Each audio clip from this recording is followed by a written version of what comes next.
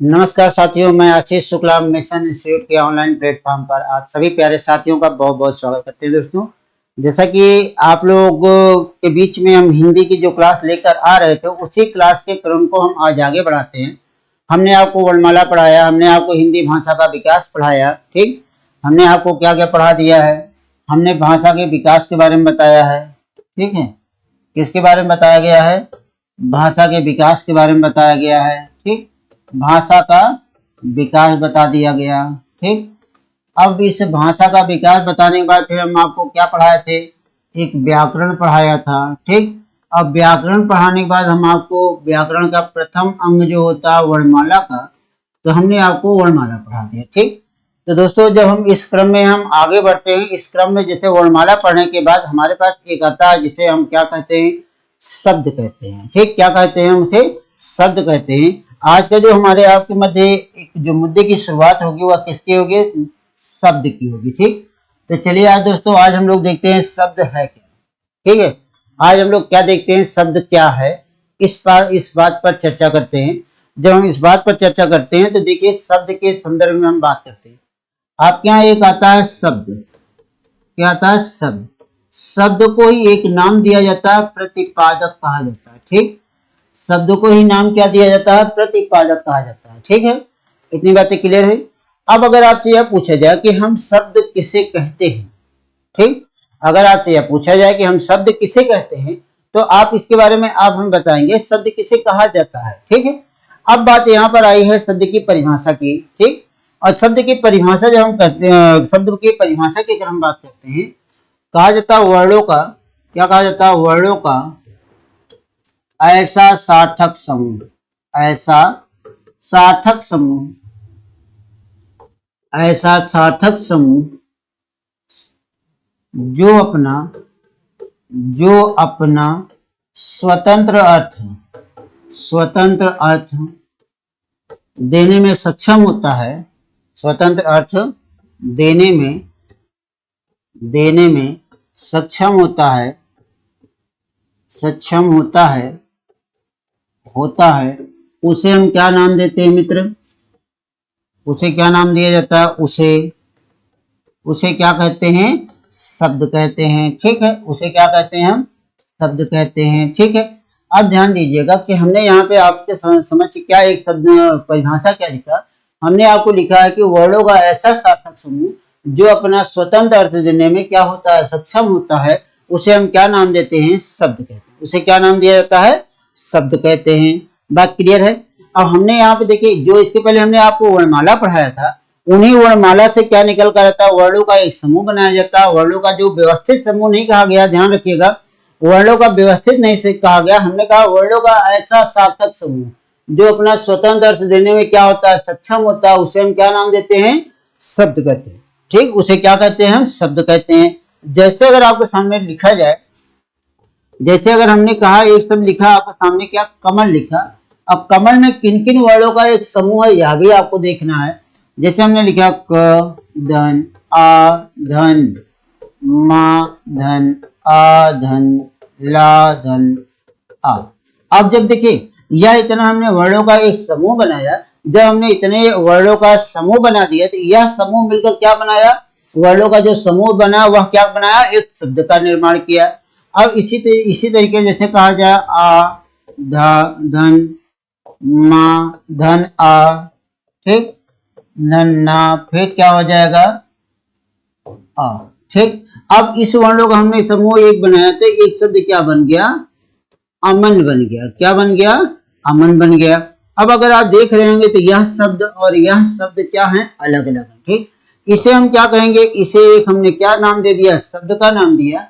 और इसे हमने आपको क्या बताया कि यह क्या है? वर्णों का एक सार्थक समूह है। वर्णों का क्या है? सार्थक समूह है। वर्णों का सार्थक समूह है। ठीक, अब सार्थक समूह हो गया, या क्या हो गया? वर्णों का सार्थक समूह हुआ।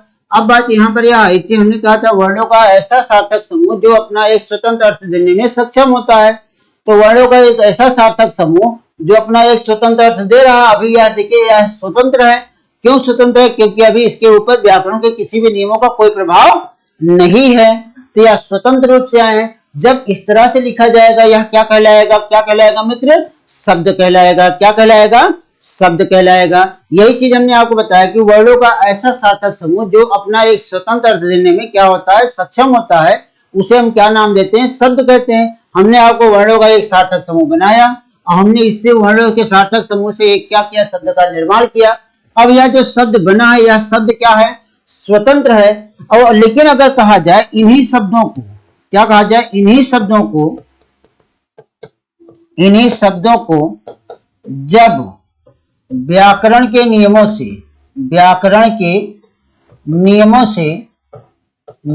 से बांध दिया जाता है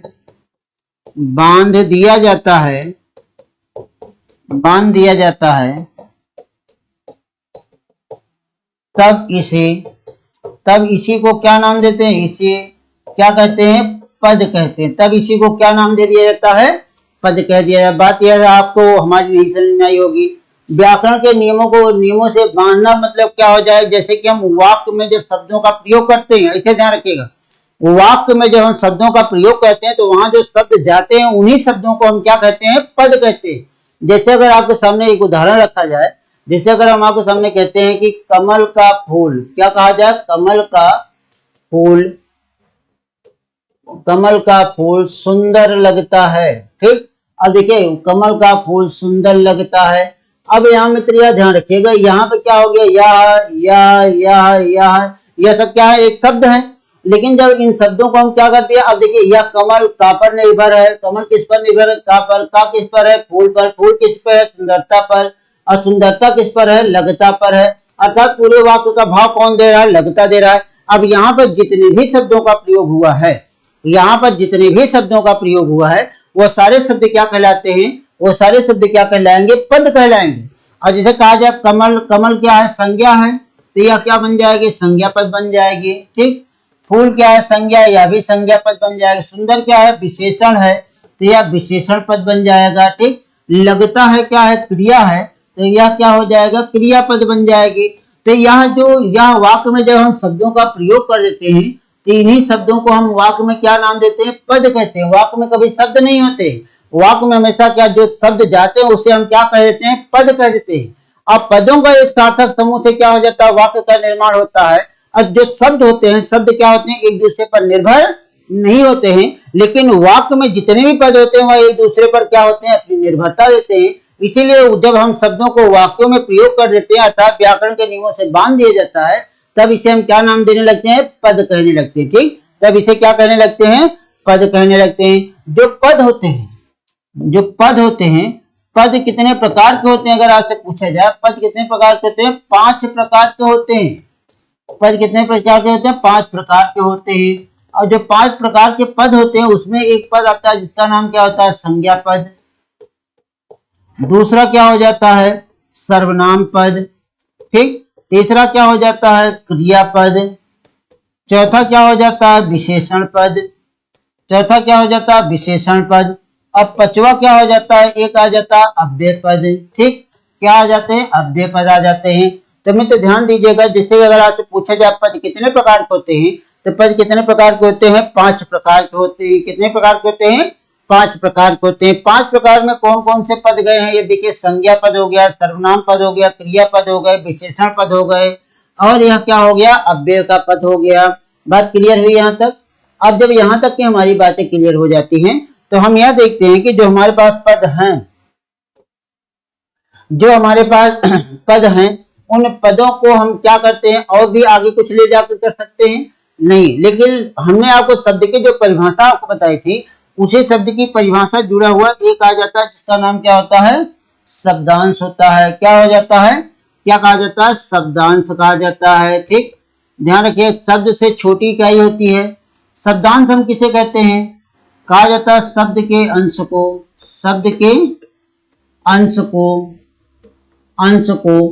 क्या कहा जाता है, अंश को शब्दांश कहा जाता है। ठीक, शब्द के अंश को क्या कहा जाता है, शब्दांश कहते हैं। ठीक है, ध्यान रखिए, यहाँ हमने आपको क्या बताया, शब्द के अंश को क्या कहा जाता है, शब्दांश कहा जाता है। जो शब्दांश होते हैं, ध्यान रखिए, जो शब्दांश होते हैं, यह शब्दांश जो होते हैं शब्द से क्या होते हैं, शब्द से छोटे होते हैं। क्या होते हैं? शब्द से छोटे होते हैं। ठीक।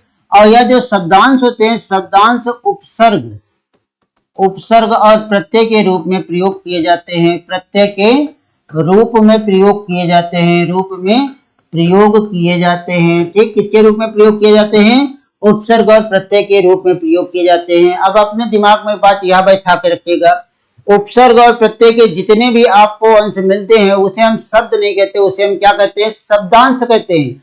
और इन्हीं शब्दांश के सहारे से क्या हो जाता है? नए नए शब्दों का हम निर्माण कर देते हैं।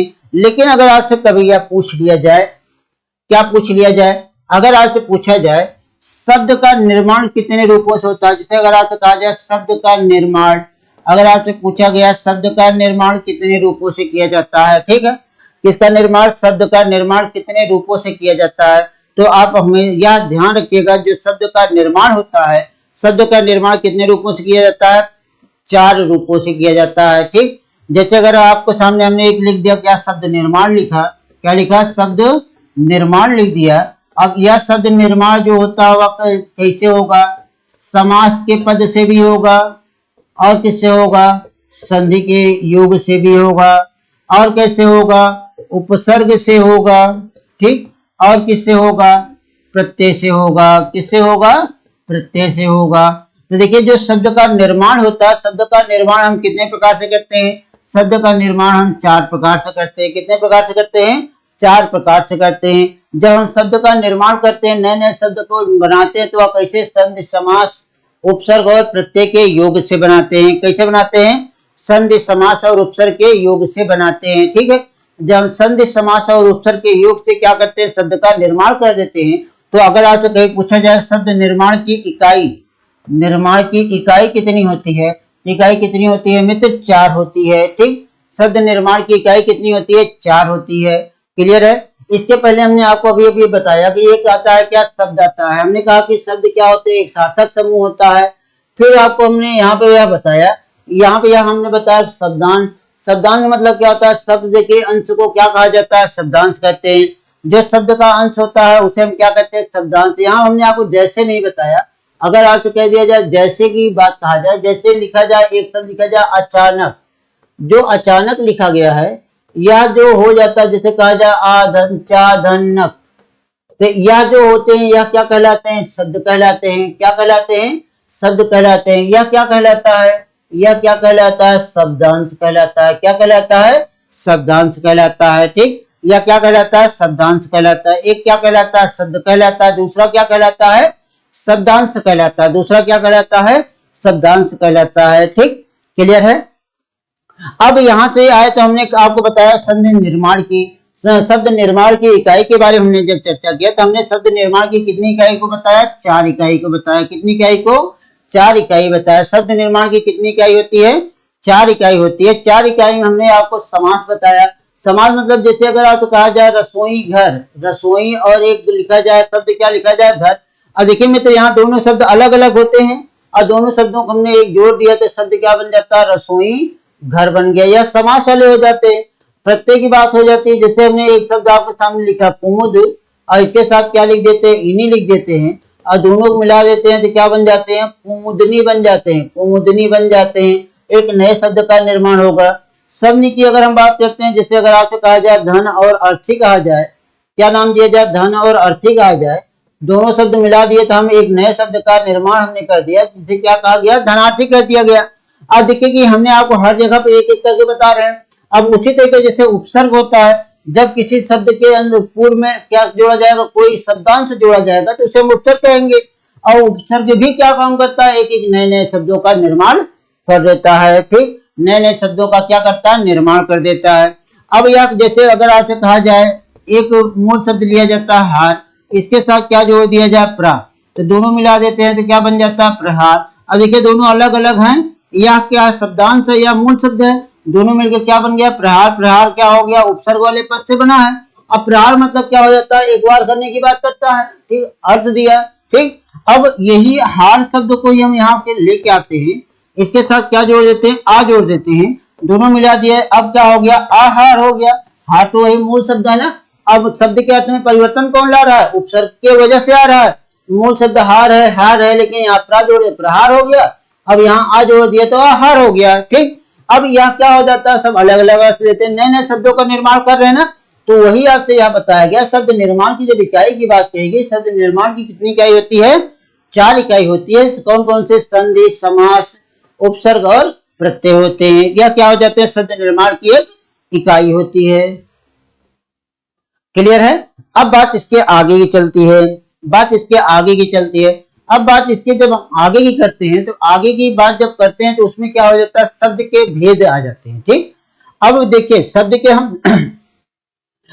जब हम भेद की हम बात करते हैं, किसके, शब्द के भेद की, शब्द भेद इसी का क्या करना है, हमें वर्गीकरण करना। शब्द भेद का क्या काम करना है, वर्गीकरण करना है। अब देखिए शब्द भेद का जब हम वर्गीकरण करते हैं, शब्द के मूलतः कितने भेद होते हैं। जब हम कहते हैं शब्द के मूल रूप से कितने भेद होते हैं मित्र, 2 भेद होते हैं। कितने होते हैं, 2 भेद होते हैं। ध्यान से सुनिएगा, अगर आपसे पूछा जाए शब्द के कितने भेद होते हैं, तो आप यह ध्यान रखिएगा, शब्द के मूलतः कितने भेद होते हैं, 2 भेद होते हैं। ठीक, 2 भेदों में सबसे पहला भेद क्या हो जाता है, एक भेद होता है जिसका नाम क्या होता है, सार्थक शब्द होता है। क्या नाम होता है, सार्थक शब्द होता है। दूसरा क्या हो जाता है, निरर्थक शब्द हो जाते हैं। ठीक, क्या हो जाते हैं, निरर्थक शब्द। शब्द केवल और केवल 2 ही प्रकार के होते हैं। कौन कौन से होते हैं, एक सार्थक होता है, दूसरा क्या होता है, निरर्थक होता है। इसके अलावा शब्द का और कोई भेद नहीं होता है। ठीक, अब इसके अलावा जब हम भेद का बंटवारा करते हैं, तो वह क्या हो जाता है, उत्पत्ति के आधार पर, मतलब कोई ना कोई एक आधार पकड़ता है, उन्हीं आधारों पे क्या करते हैं हम लोग, शब्द के वर्गीकरण को, मतलब शब्द का और वर्गीकरण कर देते हैं। अब देखिए जब सार्थक शब्द के अंतर्गत ही हम आपको कई सारे और शब्द के भेद बताएंगे। अगर आपसे कहा जाए व्युत्पत्ति, या इसी को क्या नाम दिया जाता है, रचना कहा जाता है, या इसी को रचना कहा जाता है, के आधार पर शब्द के भेद, आधार पर शब्द के भेद देखे जाएंगे। किसके भेद, शब्द के भेद। ठीक, अब यहाँ पर एक आ जाता है जिसको नाम क्या दिया जाता है, उत्पत्ति के आधार पर शब्द के भेद। ठीक, अब इसके बाद फिर हम लोग यहाँ पे क्या देखते हैं, अर्थ के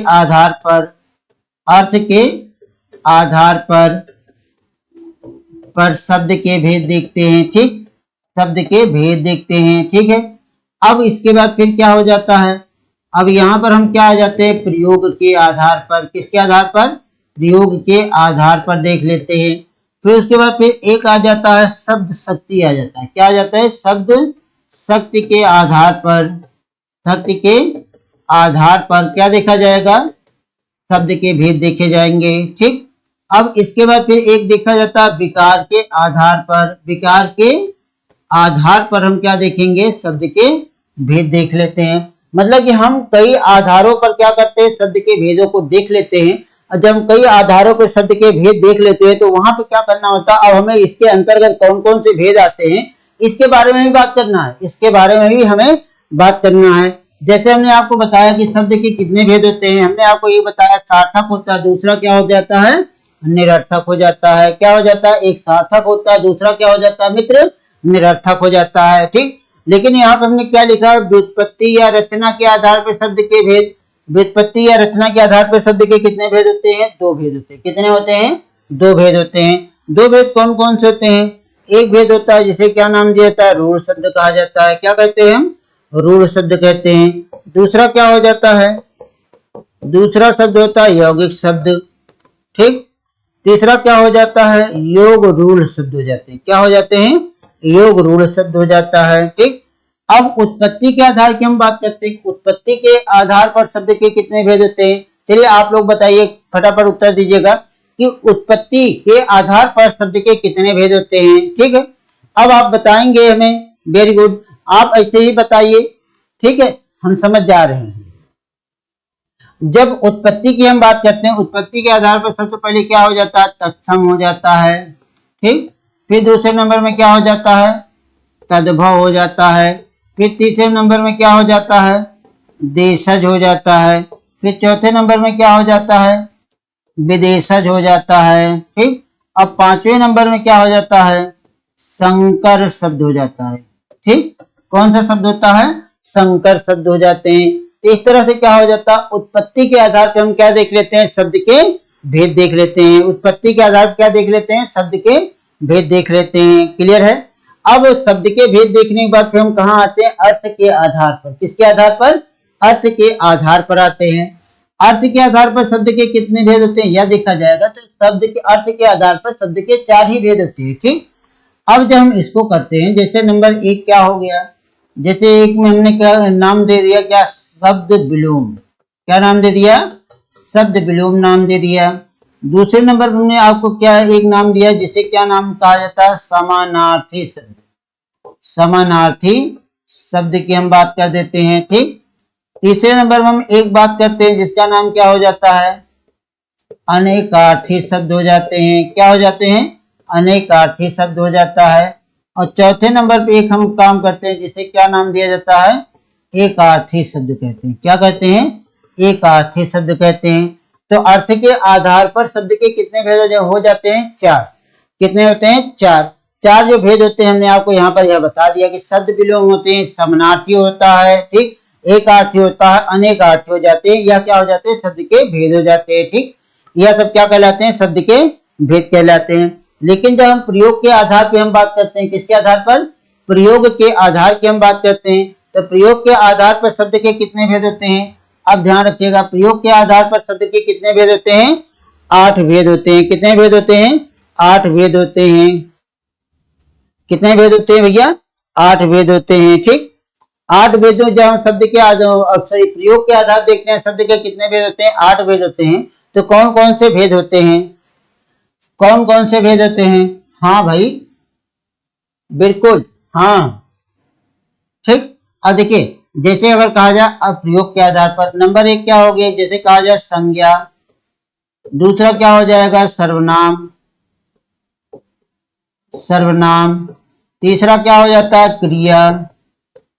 चौथा क्या हो जाता है, विशेषण। ठीक, पांचवा क्या हो जाता है,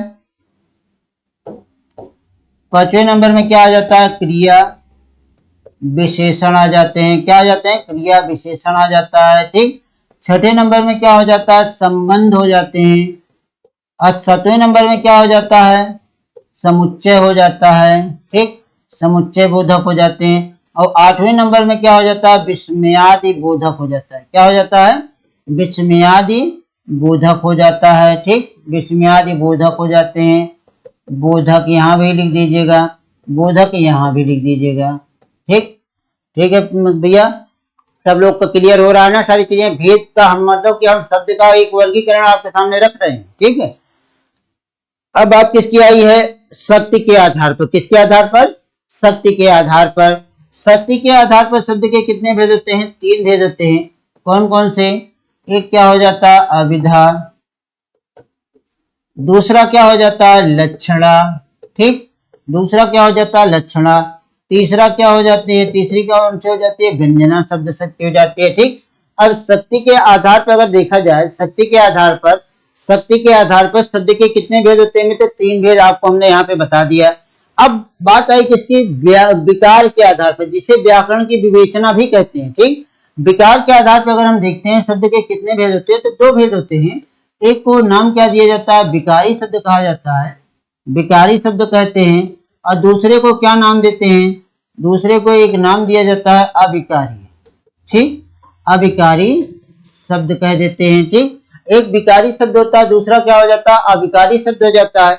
तो हमने आपको यहाँ पे यह लिखा कि शब्द का वर्गीकरण हम कर रहे थे, शब्द के मूल रूप से कितने भेद होते हैं। अब देखिए, शब्द के मूल रूप से कितने भेद होते हैं, मूल भेद की अगर हम बात करते हैं, किसके, शब्द के, शब्द के मूल भेद की हम बात करते हैं। मूल भेद कितने होते हैं, 2 होते हैं। कितने होते हैं, 2 होते हैं। 2 में कौन कौन सा जाता है, एक वही सार्थक शब्द होते हैं, दूसरा क्या हो जाता है, निरर्थक होता है। ठीक, अब देखिए मित्र, हमने आपको सार्थक शब्दों के अंतर्गत या बहुत सारी चीजों को बांट दिया। अब आप देखिए, रूढ़ शब्द का भी अपना अर्थ होता है, यौगिक का भी, योग रूढ़ का भी, तत्सम, तद्भव, देशज, विशेषज, संकर शब्दों का भी अपना एक अर्थ होता है। ठीक, सब अर्थवान होते हैं। शब्द विलोम भी होता है, एकार्थी अनेकार्थी, सब क्या हो जाते हैं, अर्थ देने वाले होते हैं। संज्ञा सर्वनाम यहाँ तक पूरा क्या हो जाता है, सब अर्थ देने वाले होते हैं।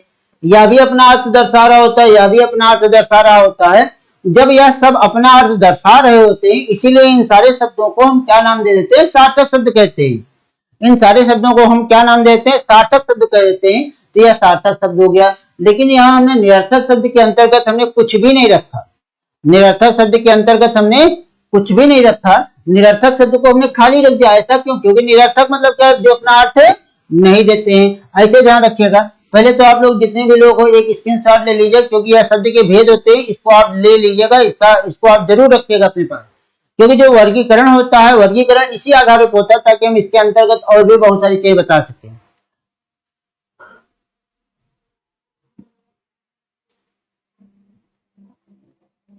हो गया, ले लिए।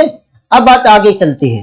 अब बात कहाँ चलते हैं, हम लेकर आगे चलते हैं। जब हमने आपको इतनी सारी चीजें बताई तो ध्यान रखिए, जैसे सार्थक शब्द होते हैं तो सार्थक शब्द क्या हो जाते हैं, अपना अर्थ प्रकट करते हैं, अपना अर्थ प्रकट करते हैं। ठीक, सार्थक शब्द क्या काम करते हैं, अपना अर्थ प्रकट करते हैं।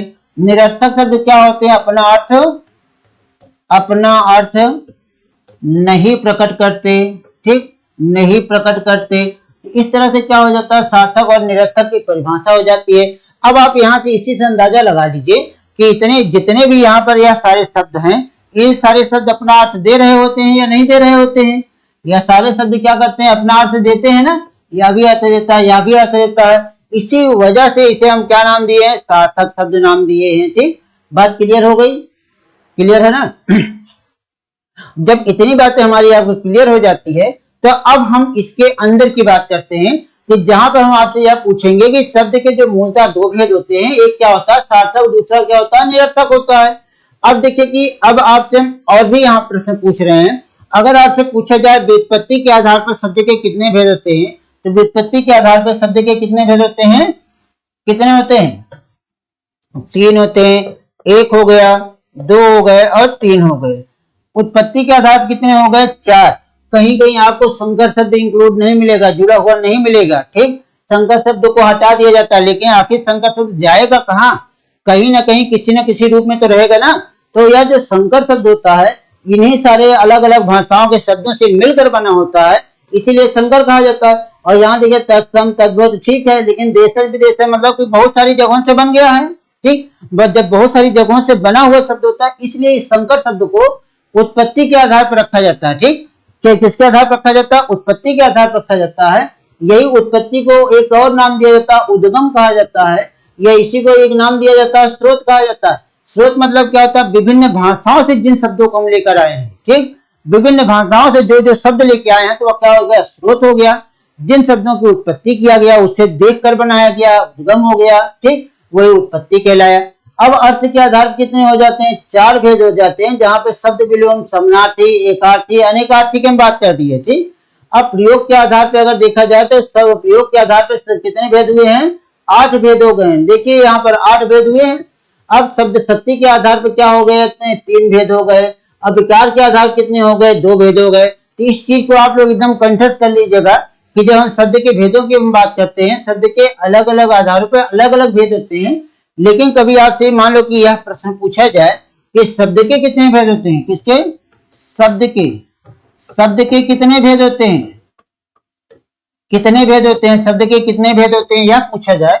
शब्द के कितने भेद होते हैं, 2 भेद होते हैं। कितने भेद होते हैं, 2 भेद होते हैं। ध्यान दीजिएगा, शब्द के कितने भेद होते हैं, 2 भेद होते हैं। कौन कौन से होते हैं, एक होता है क्या, जिसे आप क्या नाम देते हो, सार्थक शब्द कहते हो। क्या कहते हो, सार्थक शब्द कहते हो। दूसरे को क्या कहते हो, निरर्थक शब्द कहते हो। एक को सार्थक शब्द आपने कहा, दूसरे को क्या कहा, निरर्थक। अब कभी भी आपसे कभी भी प्रश्न किया जाए कि शब्द के कितने भेद होते हैं, तो आप सीधा उत्तर दीजिएगा 2 भेद होते हैं, बाकी उसके अलावा और कोई भेद नहीं होता इसका। ठीक, उसके अलावा कोई और भेद नहीं होते हैं। बात क्लियर हो गई? फिर से एक बार आप इसको देख लीजिएगा।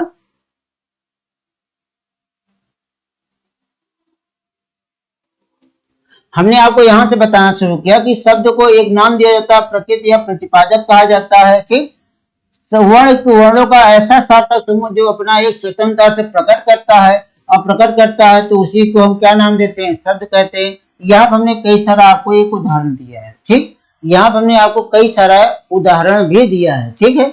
अब हमने कहा है कि यह सब क्या है, वर्णों का एक समूह है, और जब इन शब्दों का जिन शब्दों का हमने वर्णों के सार्थक मतलब वर्णों के समूह से निर्माण किया है, इन शब्दों को जब क्या किया जाता है, व्याकरण के नियमों से बांध दिया जाता है। ना समझ में आए तो फिर से एक बात समझ लीजिएगा, जिन शब्दों का प्रयोग हम वाक्य में कर देते हैं, इसे ध्यान रखिएगा, जिन शब्दों का प्रयोग हम व्याकरण के नियमों से बांध देते हैं, जिन शब्दों का प्रयोग किसके साथ करते हैं, शब्दों का प्रयोग वाक्यों के साथ कर देते हैं।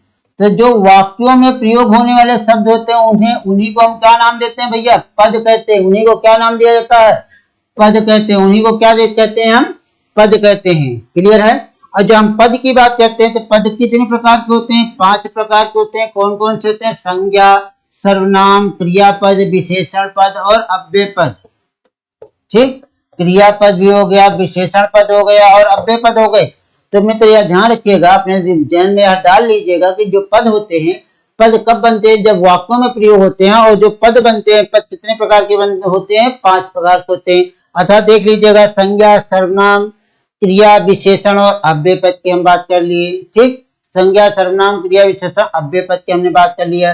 तो पद कितने प्रकार के हो गए, 5 प्रकार के हो गए। ठीक, अब बात इसके आगे की चलती है। अब इसके आगे हमने यह भी बताया, शब्दांश। शब्द के अंश को क्या नाम दिया जाता है, शब्दांश कहते हैं। या जो शब्दांश होता है वह शब्द से छोटा होता है। यह हमेशा उपसर्ग और प्रत्यय के रूप में प्रयोग किया जाता है। ठीक, यह किसके रूप में प्रयोग किया जाता है, हमेशा उपसर्ग और प्रत्यय के रूप में प्रयोग किया जाता है। और इसमें हमने एक उदाहरण भी दिया, यह क्या है, शब्द है। यह क्या कहलाता है, शब्दांश कहलाता है। ठीक, और शब्द निर्माण की हमने 4 इकाई बताई थी। 4 इकाई हमने आपको कौन कौन सी बताई थी, एक संधि, समास, उपसर्ग और प्रत्यय को बताया था। ठीक, अभी हम इसके आगे भी लेके आएंगे। अभी बहुत सारी चीजें इसमें बची हुई हैं, अभी हमने आपको कुछ पढ़ाया नहीं। अभी आपको सिर्फ और सिर्फ शब्द की हमने परिभाषा बताया, और शब्द की परिभाषा बताने के साथ साथ शब्द का वर्गीकरण कर दिया है। ठीक है, अब हम इसके बाद आगे चलते हैं। अब हमने आपको शब्द का वर्गीकरण करके दिखाया। वर्गीकरण मतलब क्या होगा, शब्द को कैसे कैसे बांटा गया है।